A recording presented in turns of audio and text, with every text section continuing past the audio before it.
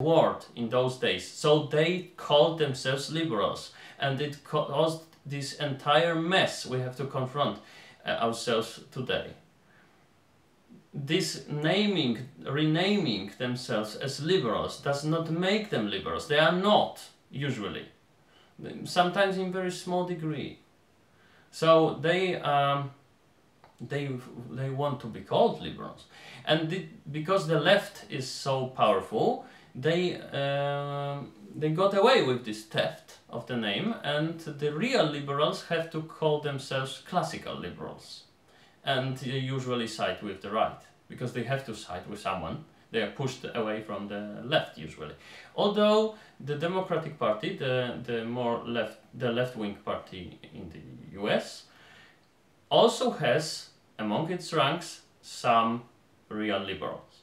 For instance, Kennedy was a holistic liberal. He wanted free trade. He fought against Cuba, and so on. He was a liberal. He was against racism. Yes, that's right.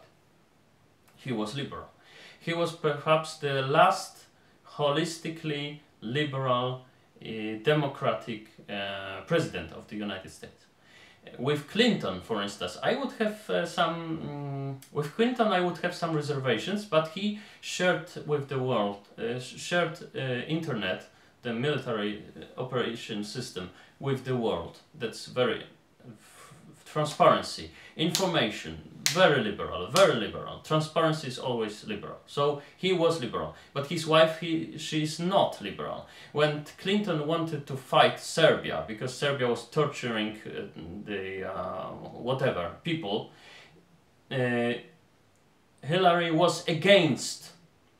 About abortion, Clinton was for many decades. Bill Clinton, Hillary was against to 1990s. She is, after all, a Methodist, right? And a very pious Methodist, not like Bill, who is only technically Baptist. He is more liberal than Baptist. So freedom from religion, from religious persecution, that is very liberal.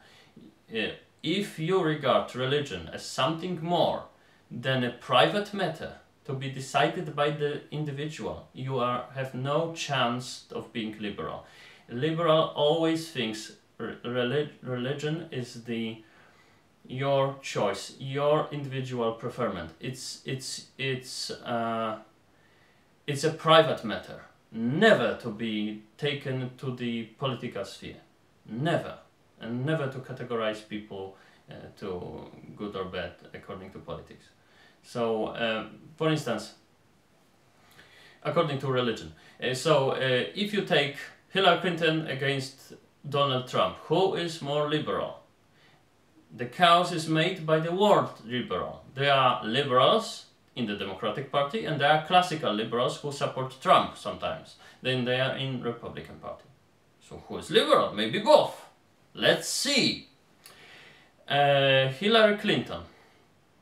She is playing the identity politics card. So she understands group interests, and she's also have many post-colonial bullshit going on in her speeches and so on.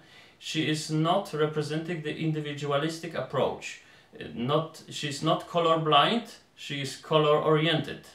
She's against, so she's not liberal, but she is also, she thinks about herself, and she tells us she is against racism. Being against racism is very liberal, but not representing the group interest. You are not against racism because you are for